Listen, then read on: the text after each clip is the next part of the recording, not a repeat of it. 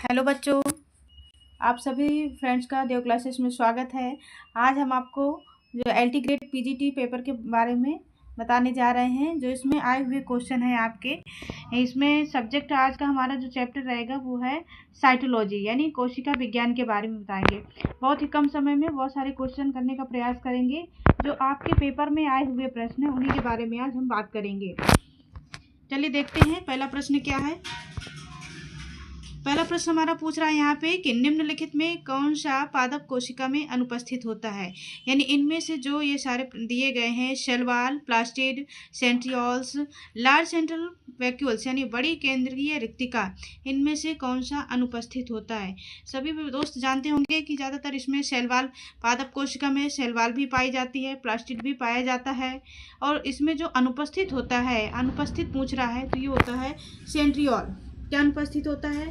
Centriole. इसमें यानी option number C सही है आपका, क्योंकि पादप कोशिका में तारा केंद्र अनुपस्थित होता है और इनकी खुद की एक सूक्ष्म नलिकाएं होती हैं जो विभाजन के दौरान, कोशिका विभाजन के दौरान वो सूक्ष्म नलिकाओं का निर्माण करते हैं, जिसके कारण यहाँ पर तारा केंद्र की किसी भी प्रकार की आवश्यकता नहीं होती है। अगला नंबर देखेंगे। लगभग सभी पादप कोशिकाओं में नहीं मिलता है। उसी तरीका का क्वेश्चन है, सेम उसको घुमा दिया गया थोड़ा सा प्रश्न को कि लगभग सभी पादप कोशिकाओं में नहीं मिलता। क्या नहीं मिलता है?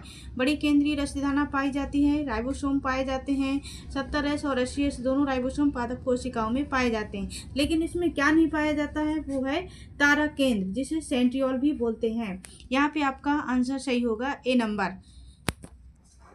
अगला नंबर है, कौन सा कोशिकांग पादप कोशिका में नहीं पाया जाता। जो ये सारे हैं कोशिका के अंगक होते हैं, तो इनमें से देखा गया है कि कौन सा कोशिका अंगक नहीं पाया जाता है। क्लोरोप्लास्ट, सेंट्रियोल, चिकनी एंडोप्लाज्मिक रेटिकुलम, गोल्गी एपरेटस। इसमें कहा गया है कि कौन सा पादप कोशिका में नहीं पाया जाता। उसी तरीके का क्वेश्चन अभी हमने पीछे बताया है कि पादप कोशिका में जो है सेंट्रियोल नहीं पाया जाता है। यहाँ पे आपका आंसर जो होगा वो बी नंबर सही होगा। यहाँ पे आंसर क्या होगा? B number. अगला क्वेश्चन है, निम्नलिखित में से कौन सा कोशिका झिल्ली का एक घटक नहीं है। जो प्लाज्मा मेम्ब्रेन पाई जाती है, तो इसमें सेल मेम्ब्रेन यानी कोशिका झिल्ली का एक घटक नहीं है। कौन सा नहीं है? Phospholipid, glycolipid, proline, cholesterol. इसमें यह बताया गया है कि कौन कौन से जो कोशिका झिल्ली पाई जाती है, इनमें से कौन सी परत है जो नहीं पाई जाती। तो इसमें जो लिपिड होती है, लिपिड आपकी 3 घटकों से मिलकर बनी होती है। लिपिड किससे? 3 घटक कौन कौन से हैं लिपिड के? फास्फोलिपिड, ग्लाइकोलिपिड और कोलेस्ट्रॉल। ये फास्फोलिपिड, ग्लाइकोलिपिड और कोलेस्ट्रॉल तीनों लिपिड के घटक हैं। तो जो सेल मेम्ब्रेन होती है ये हमारी लिपिड की बनी होती है। लिपिड के घटक कौन कौन से हैं? Phospholipid, glycolipid, cholesterol. तो इसमें क्या पूछ रहा है? घटक नहीं है हमारा प्रोलीन। प्रोलीन क्या है? प्रोलीन हमारा एक प्रकार का प्रोटीनोजेनिक एमिनो अम्ल है। प्रोलीन हमारा एक प्रकार का प्रोटीनोजेनिक एमिनो अम्ल है। अगला क्वेश्चन है, हैच स्लैग चक्र में कार्बन डाइऑक्साइड का प्राथमिक स्वीकर्ता है। यानी हैच स्लैग चक्र में कार्बन डाइऑक्साइड का प्राथमिक स्वीकर्ता है। फास्फोइनॉल पाइरुविक अम्ल, फास्फोग्लिसरिक अम्ल, डाइफास्फोग्लिसरिक अम्ल, राइबोलोज बाइफास्फेट। इसमें से जो ये हैच स्लैग चक्र होता है, हम इसको C4 साइकिल के नाम से भी जाना जाता है। हैच स्लैग चक्र को C4 साइकिल के नाम से भी जानते हैं। जो C4 साइकिल होती है ये कार्बन के स्थिरीकरण में CO2 को स्थिरीकरण में प्रथम कार्बनिक यौगिक होता है, ऑक्सैलोएसिटिक एसिड के नाम से भी जाना जाता है। और इसका जो स्वीकर्ता होता है फास्फोइनोल पाइरुविक अम्ल होता है। इसका प्राथमिक स्वीकर्ता क्या होता है? फास्फोइनोल पाइरुविक अम्ल। यानी इसका आंसर सही होगा ए नंबर। इसको शॉर्ट में PEP भी बोलते हैं। क्या बोलते हैं? PEP, phosphoenol pyruvic acid. अगला क्वेश्चन है आपका यहाँ पे, ये सूची फर्स्ट को सूची सेकंड में सुमेलित कीजिए और सूची के नीचे दिए गए कोड के सही उत्तर चुनिए। ये जो आपके बहुत ज़्यादा मोस्ट इंपॉर्टेंट क्वेश्चन है, ये सब आपके आए हुए क्वेश्चन हैं और इनमें से ये जरूर सूची वाले क्वेश्चन जरूर आते हैं। तो इनमें हमको लिस्ट फर्स्ट से लिस्ट सेकंड से मिलाना है। अगर एक भी कोई भी अगर आपको आता है, इनमें से देखेंगे जिनमें से पहला कौन सा सही है। जैसे आप देख रहे होंगे नाभिक का क्या है, नाभिक हमारा न्यूक्लियस का क्या कार्य होता है, न्यूक्लियस का होता है डीएनए संश्लेषण करना। नाभिक का क्या कार्य होता है, डीएनए संश्लेषण करना। जो माइटोकॉन्ड्रिया होता है, बी नंबर माइटोकॉन्ड्रिया, आपका माइटोकॉन्ड्रिया तो आप सभी लोग जानते होंगे कि ये इसका कार्य होता है रिस्पायरेशन यानी श्वसन से। माइटोकॉन्ड्रिया का कार्य होता है श्वसन से। बी नंबर देखेंगे किस में आ रहा है, दूसरा माइटोकॉन्ड्रिया श्वसन, बी में तीसरा नंबर, सॉरी। तो सी और डी में आ रहा है। तो और भी देख लेंगे। नाभिक है जो हमारा डीएनए संश्लेषण यानी ए का चौथा नंबर आपका सी नंबर में आ रहा है। किस में आ रहा है, सी नंबर में। 4 3 2 1। तो इसका कौन सा सही होगा, सी नंबर सही होगा। नाभिक हमारा डीएनए संश्लेषण करता है। माइटोकॉन्ड्रिया रिस्पायरेशन यानी श्वसन का कार्य करता है। क्लोरोप्लास्ट है प्रकाश संश्लेषण में। राइबोसोम है आपका, सभी बच्चे जानते होंगे कि प्रोटीन संश्लेषण का कार्य करता है। तो इसका आंसर जाएगा सी नंबर पर। अगला क्वेश्चन देखेंगे। निम्नलिखित में किसे कोशिकाओं का ऊर्जा घर कहा जाता है। ये तो लगभग सभी बच्चों को आंसर इसका पता होगा और ये पूछा भी बहुत जाता है, आपका 2020 में आया हुआ भी था। निम्नलिखित में से किसे कोशिकाओं का ऊर्जा घर कहा जाता है। Lysosome, spherosome, mitochondria, chloroplast. तो यहाँ पे आपका आंसर जाएगा माइटोकॉन्ड्रिया को। किसको, माइटोकॉन्ड्रिया, यानी सी नंबर सही होगा। माइटोकॉन्ड्रिया को कोशिका का पावर हाउस या ऊर्जा घर या विद्युत ग्रह भी कहते हैं। यहाँ पे एटीपी का निर्माण होता है। कहाँ पे, माइटोकॉन्ड्रिया में एटीपी ऊर्जा के रूप में निर्मित होती है, जिसलिए इसको कोशिका का ऊर्जा घर या पावर हाउस कहते हैं। इस प्रक्रिया में ऑक्सीडेटिव फास्फोरिलेशन भी कहते हैं, जो और एटीपी का संश्लेषण करते हैं। इस पूरी प्रक्रिया को ऑक्सीडेटिव फास्फोरिलेशन भी कहते हैं। और जो इसमें एटीपी के रूप में ऊर्जा प्राप्त होती है, तो उस ऊर्जा को, एटीपी को ऊर्जा के सिक्का भी कहा जाता है। ऊर्जा का सिक्का भी कहा जाता है। और आपके एटीपी का जो पूरा नाम होता है एडिनोसिन ट्राइफॉस्फेट। क्या होता है, एडिनोसिन ट्राइफॉस्फेट। चलिए अगला क्वेश्चन देखते हैं।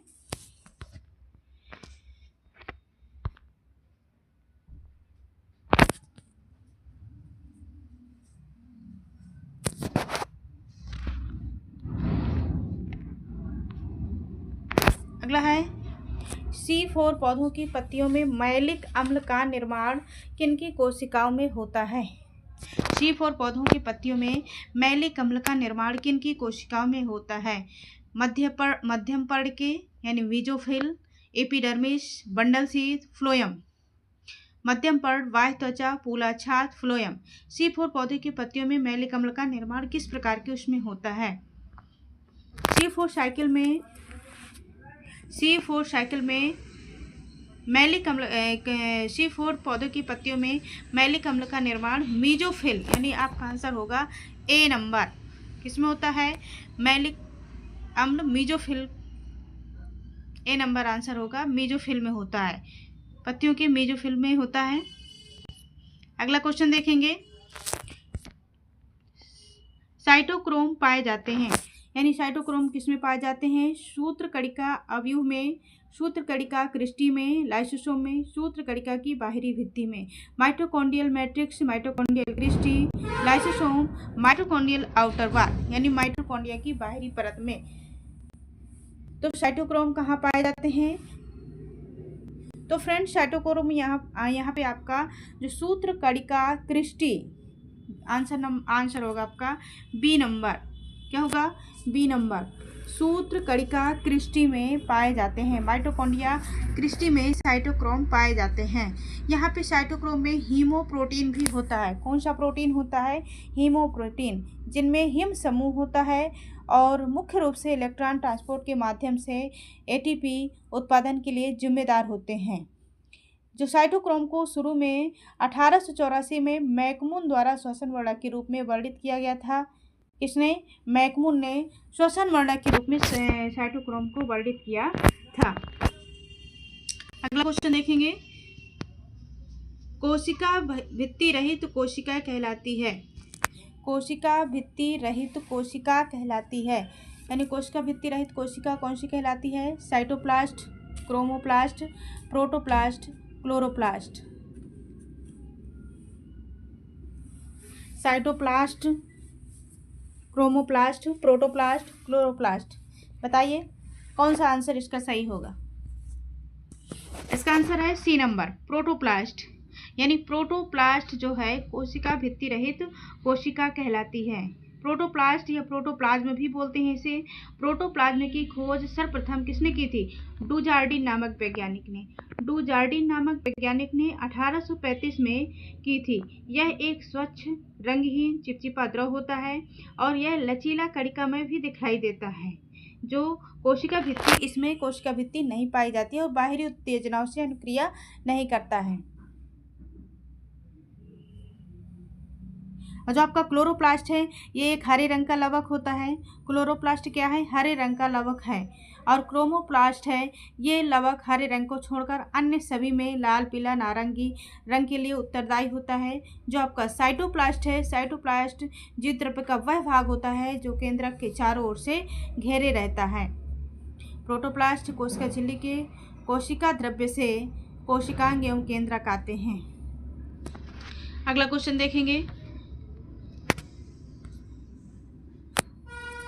कागजन की सक्रियता के द्वारा बनने वाले कारक को यह भी कहा जाता है।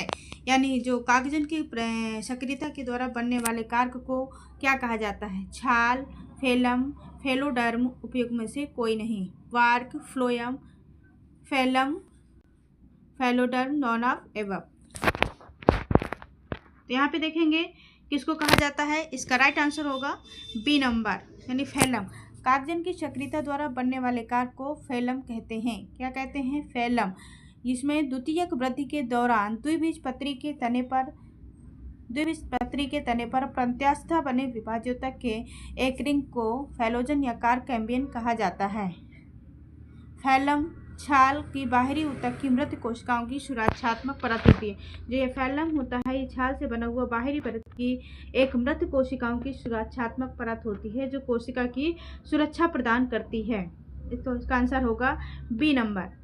अगला क्वेश्चन देखेंगे, क्लोरोप्लास्ट में अधिक मात्रा में पाया जाता है। क्लोरोप्लास्ट में अधिक मात्रा में क्या पाया जाता है? RUBP carboxylase, hexokinase, pyruvate carboxylase, इनमें से कोई नहीं। क्लोरोप्लास्ट में अधिक मात्रा में क्या पाया जाता है? क्लोरोप्लास्ट में अधिक मात्रा में RUBP कार्बोक्सिलेज पाया जाता है। इसका राइट आंसर होगा ए नंबर, RUBP कार्बोक्सिलेज पाया जाता है।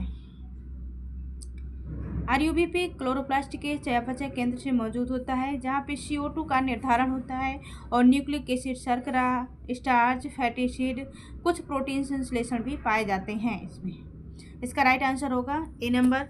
अगला क्वेश्चन देखेंगे,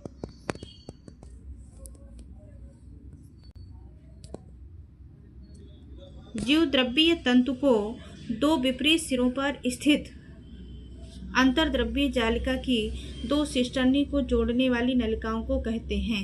यानी जीवद्रव्यीय तंतु को दो विपरीत सिरों पर स्थित अंतर्द्रव्यीय जालिका की दो सिस्टर्नी को जोड़ने वाली नलिकाओं को क्या कहते हैं? जो जीवद्रव्य की इसमें अंतर्द्रव्यीय जालिका में दो सिस्टर्नी नलिकाएं होती हैं उनको जोड़ने वाले नलिकाओं को क्या कहा जाता है? पूछा गया है। माइक्रोट्यूबल्स, डेस्मोट्यूब्यूल्स, माइक्रोफिलामेंट्स, उपयुक्त में से कोई नहीं। इसका राइट आंसर होगा बी नंबर, डेस्मोट्यूब्यूल्स। क्या है? डेस्मोट्यूब्यूल्स। जीवद्रव्य तंतु को दो विपरीत सिरों से पर स्थित अंतर्द्रव्य जालिका को सिस्टर्नी से जोड़ने वाली नलिकाओं को डेस्मोट्यूब्यूल्स बोलते हैं। क्या बोलते हैं? डेस्मोट्यूब्यूल्स। यह पौधों की कोशिकाओं के माध्यम में एक पतली नलिका होती है जो उन्हें सूचना देता है। डेस्मोटिब्यूल्स दो आसान कोशिकाओं से अंतर्द्रव्यीय जालिकाओं द्वारा निर्मित एक ट्यूब जैसा विस्तार होता है। यह डेस्मोटिब्यूल एक कठोर झिल्ली होती है। क्या होती है? कठोर झिल्ली होती है जो जीवद्रव्य तंतु की लंबाई को संचालित करती है, जीवद्रव्य के फिलामेंट्स को संचालित करती है। अगला क्वेश्चन होगा, का मुख्य कार्य द्रव्य को संश्लेषित कर अंतःकोशिकीय लक्ष्य तक पहुंचाना या कोशिका के बाहर श्रवण करना है। मतलब किसका मुख्य कार्य है? जो संवेष्टित कर अंतःकोशिकीय लक्ष्य तक पहुंचाता है और कोशिका के बाहर श्रवण करना है। लायन काय का, लाइसोसोम यानी गोल्जी, काय खुरदरी अंतर्द्रव्यीय जालिका, चिकनी अंतर्द्रव्यीय जालिका, किसका कार्य है ये? इसका आंसर होगा बी नंबर। क्या होगा? B number. ये गोल्जी काय का मुख्य कार्य होता है जो संवेशित कर अंतःकोशिकीय लक्ष्य तक पहुंचाना है या कोशिका के बाहर इसका श्रवण करना है। ये किसका कार्य है? गोल्जी काय का। गोल्जी काय की पहचान सन 1897 में इटालियन वैज्ञानिक कैमिलो गोल्जी द्वारा की गई थी। इसकी खोज कैमिलो गोल्जी ने की थी, जिसके माध्यम से इसका नाम गोल्जी काय पड़ा। उन्हीं के नाम पर इसका नाम गोल्जी काय रखा गया और ये किस में पाया जाता है? अधिकांशतः यूकैरियोटिक कोशिका में पाया जाता है। अधिकांशतः यही यूकैरियोटिक कोशिकाओं में पाया जाता है। तो इसका आंसर होगा बी नंबर। अगला क्वेश्चन देखेंगे,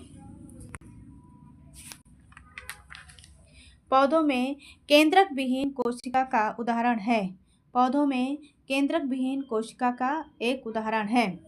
क्या है? पैरेन्काइमा कोशिका, मेरिस्टेमिक कोशिका, ट्रैकिड या फ्लोएम में पाई जाने वाली परिपक्व छन्नी सीव ट्यूब कोशिका।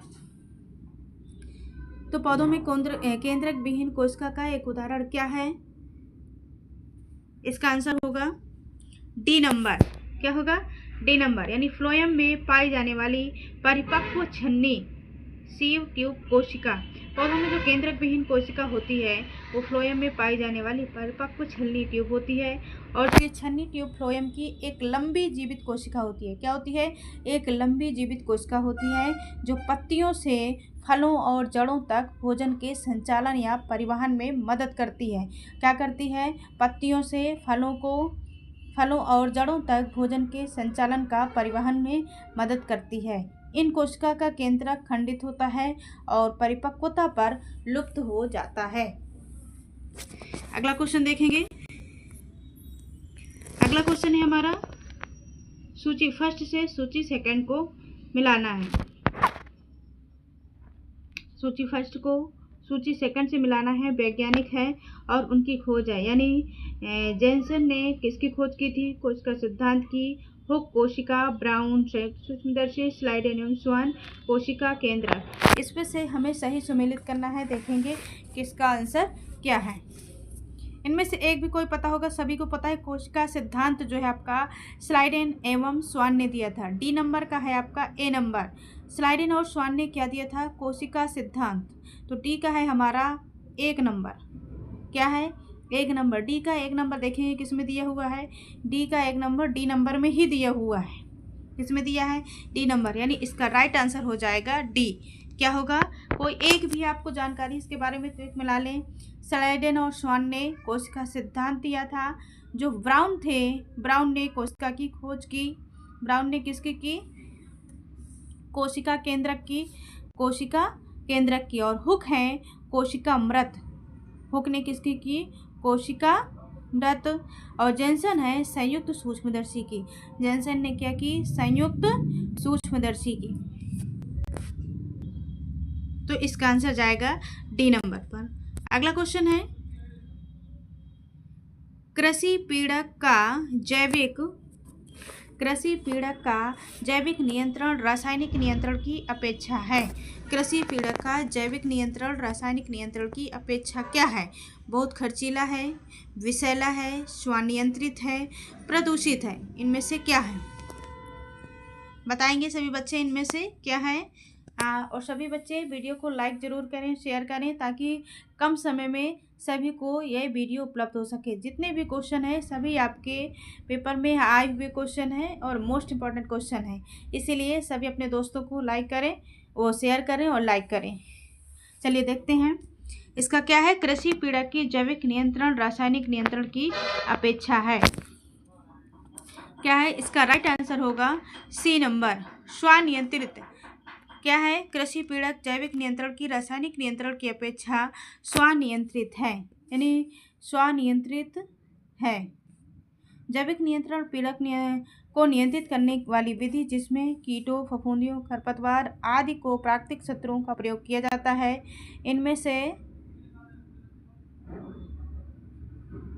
पहले प्राकृतिक शत्रु को पहचान कर उसे पाल कर बढ़ाया जाता है, तत्पश्चात उन्हें उचित रूप से माध्यम की सहायता से फसलों पर छोड़ा जाता है। फिर इसके बाद देखा जाता है कि क्षति स्तर को अधिक आबादी फसलों पर लगे होंगे या फिर नहीं। तो इसका राइट आंसर होगा सी नंबर, स्वनियंत्रित। अगला क्वेश्चन देखेंगे।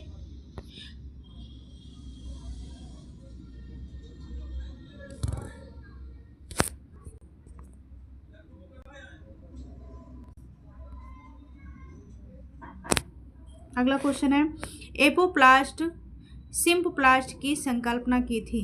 एपोप्लास्ट सिम्पप्लास्ट की संकल्पना की थी, किसने की थी? ई मुंच ने, रेबिनोविच ने, जिलेटच ने, बोस ने। किसने की थी? एपोप्लास्ट और सिम्पप्लास्ट की संकल्पना किसने की थी? इसका राइट आंसर हो जाएगा ए नंबर। क्या हो जाएगा? ए नंबर। इसकी खोज यह संकल्पना ई मुंच ने की थी। मुंच ने पौधों में पानी गया, आपने पढ़ा होगा इसमें भी, जाइलम और फ्लेम में मुंच परिकल्पना आपके कई भी सिलेबस में पहले भी पूछा गया है, आता है कि मुंच ने पौधों के पानी तथा खनिज पदार्थों के बहाव के आधार पर की थी। किस पर किया था इन्होंने? पानी तथा खनिज पदार्थों के बहाव के आधार पर। एपोप्लास्ट शब्द 1930 में मृत एपोप्लास्ट से जीवित सिम्प्लास्ट को अलग करने के लिए मुंच द्वारा किया गया था। एपोप्लास्ट शब्द को 1930 में मृत एपोप्लास्ट से जीवित सिम्प्लास्ट को अलग करने के लिए मुंच द्वारा किया गया था। एपोप्लास्ट प्लाज्मा झिल्ली के बाहर मुक्त प्रसारित स्थान है। इसे कैस्प्रियन पट्टी द्वारा जड़ों के पौधों में कोशिकाओं के बीच रिक्त वायु स्थानों के छिद्रों से बाधित किया जाता है। तो एपोप्लास्ट सिम्प्लास्ट की संकल्पना मुंच ने दी थी। अगला क्वेश्चन होगा, कोशिका भित्ति का एक तंतु निर्मित होता है। कोशिका भित्ति का एक तंतु निर्मित होता है। कोशिका भित्ति का कौन सा तंतु निर्मित होता है?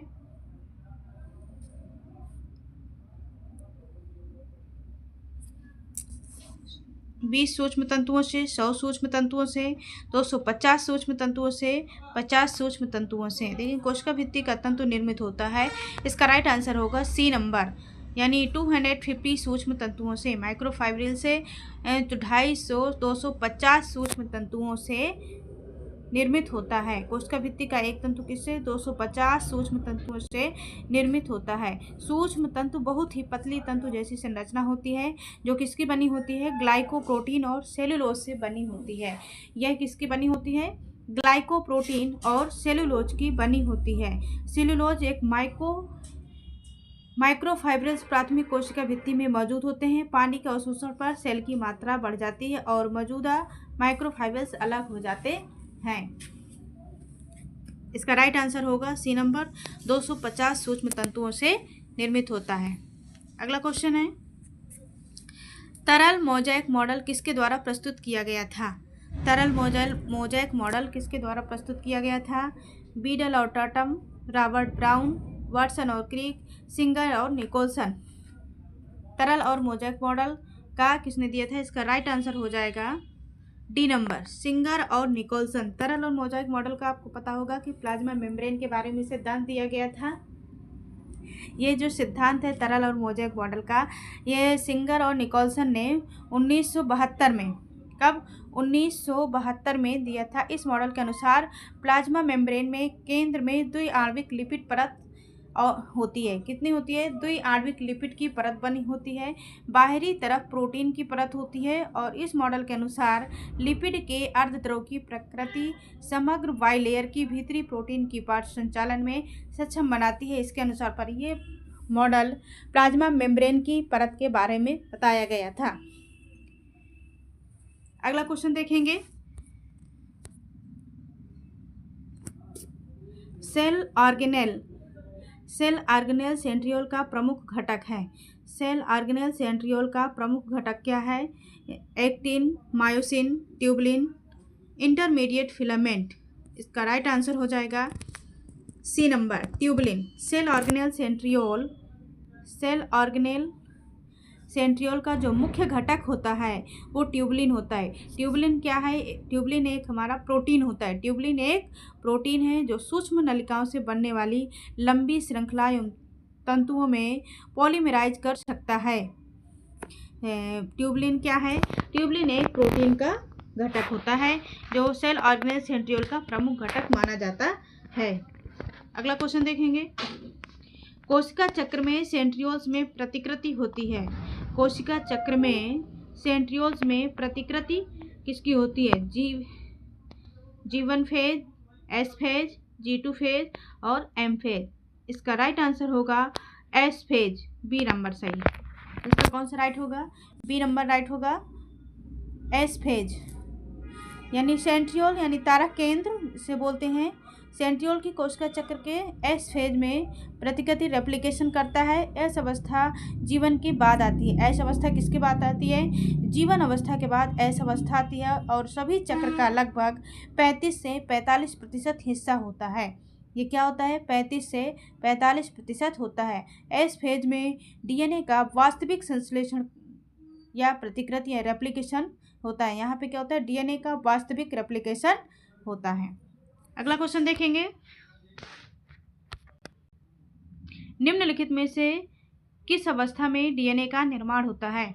निम्नलिखित में से प्रायः किस अवस्था में डीएनए का निर्माण होता है? जी शून्य अवस्था में, जी एक अवस्था में, एस अवस्था में, G2 अवस्था में। यानी G0 phase, G1 phase, S phase, G2 phase. निम्नलिखित में किस अवस्था में डीएनए का निर्माण होता है? अभी ऊपर भी बताया गया कि डीएनए का वास्तविक संश्लेषण किस में होता है?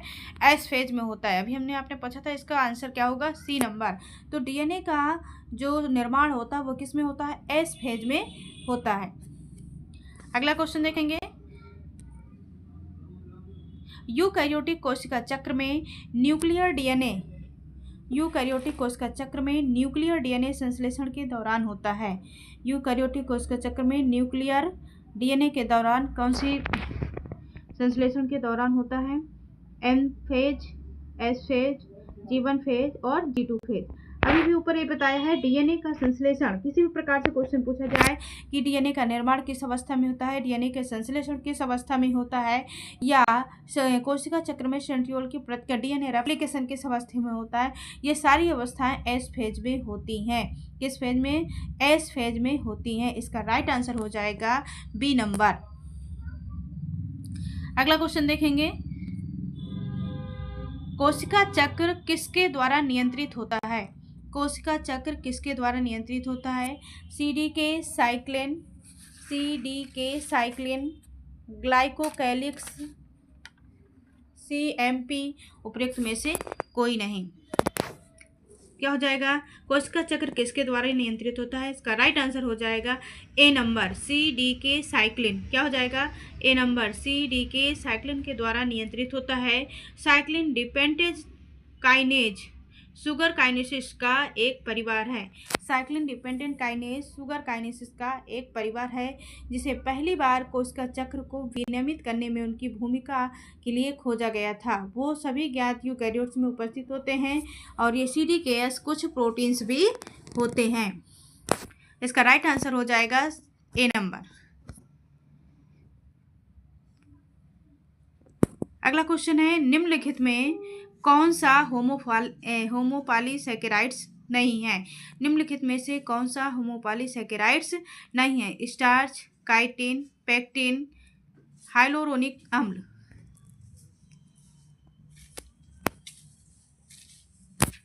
निम्नलिखित में कौन सा होमोपॉलीसैकेराइड्स नहीं है? स्टार्च, काइटिन, पेक्टिन, हाइलोरोनिक अम्ल। इसका राइट आंसर हो जाएगा डी नंबर, हाइलोरोनिक अम्ल। हाइलोरोनिक अम्ल एक होमोपॉलीसैकेराइड नहीं है, यह एक हेट्रोपॉलीसैकेराइड है। ये क्या होता है? एक हेट्रोपॉलीसैकेराइड होता है और सबसे सरल ग्लाइकोसामिनोग्लाइकेन, हाइलोरेन या ड्यूक्लोरोनिक एसिड पाया जाता है। इसमें ये जो अवशेष का कार्य करता है, यह जोड़ों और अन्य ऊतकों में स्नेहक के रूप में कार्य करते हैं।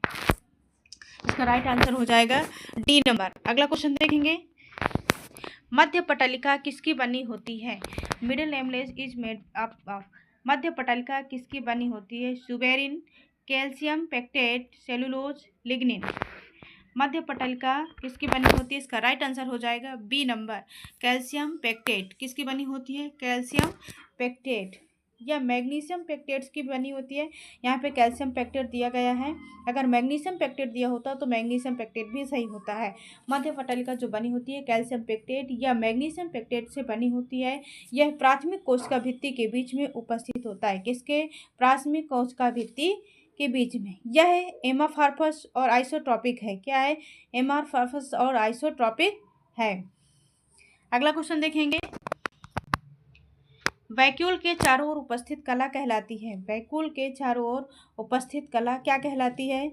वैक्यूल के चारों ओर उपस्थित कला साइटोप्लास्ट, टोनोप्लास्ट, एमाइलोप्लास्ट या इलियोप्लास्ट।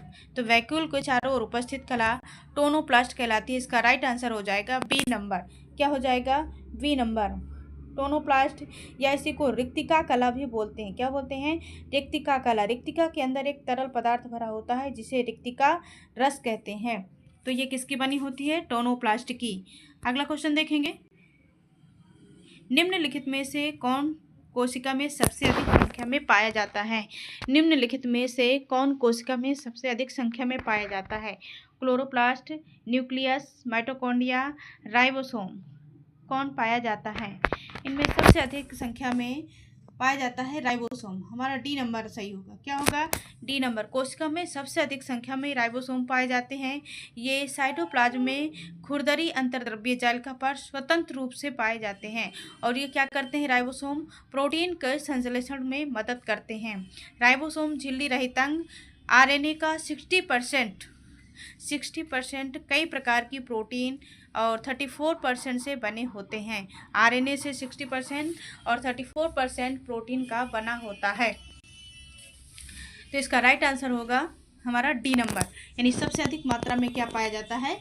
राइबोसोम। ये जो राइबोसोम होते हैं इनमें 60% हमारा आरएनए होता है और 34% जो होता है प्रोटीन की मात्रा पाई जाती है। आरएनए दो प्रकार का होता है, राइबोसोम्स दो प्रकार के होते हैं, 70S राइबोसोम्स और 80S राइबोसोम। 70S जो होता है वो प्रोकैरियोटिक कोशिकाओं में पाए जाते हैं और 80S राइबोसोम्स जो होते हैं वह यूकैरियोटिक कोशिकाओं में पाए जाते हैं। तो राइबोसोम्स की जो खोज है सर्वप्रथम किसने की थी? राइबोसोम्स की खोज सर्वप्रथम पहली बार पैलाडे द्वारा की गई थी। किसके द्वारा की गई थी? पैलाडे द्वारा।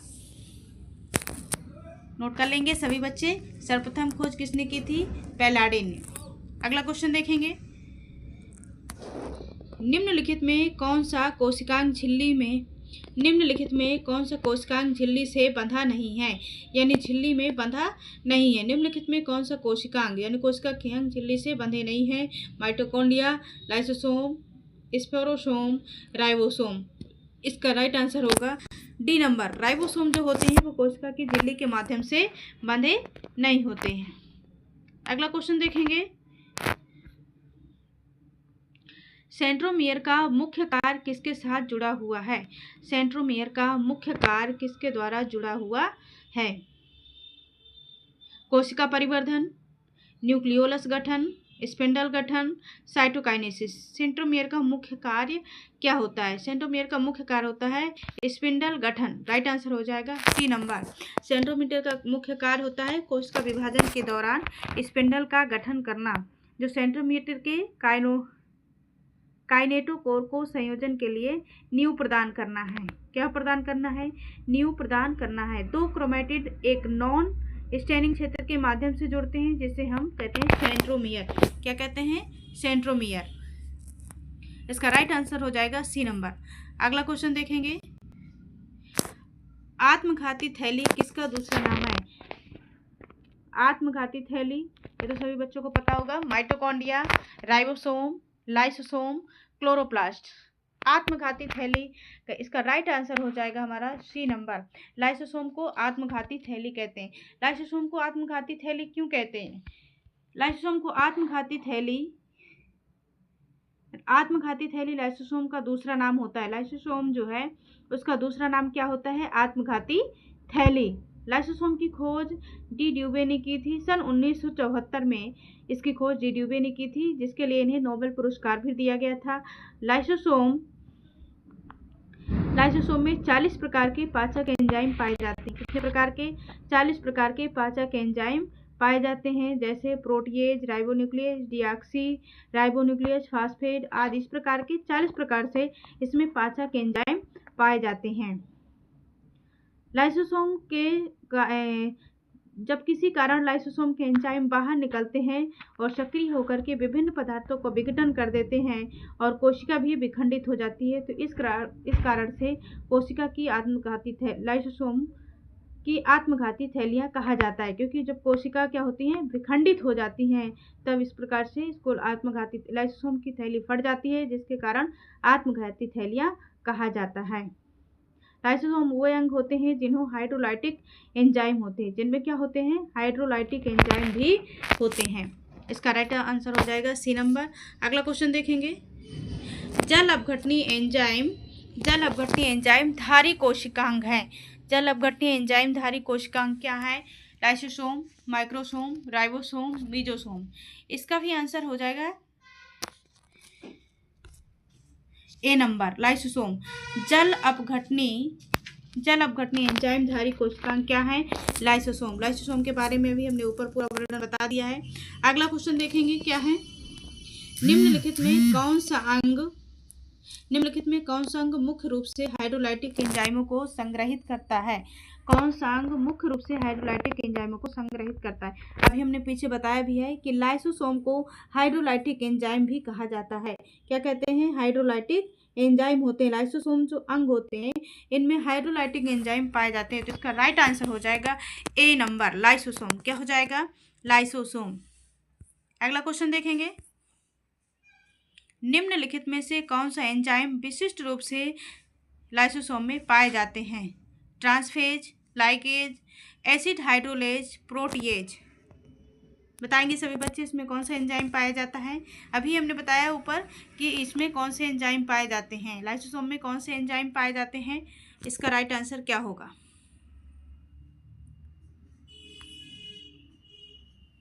सी number, acid hydrolase.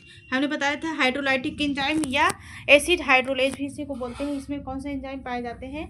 Acid hydrolase enzyme पाए जाते हैं, जिसे हाइड्रोलेजिक एंजाइम कहा जाता है, जो अम्लीय स्थिति में सक्रिय होते हैं।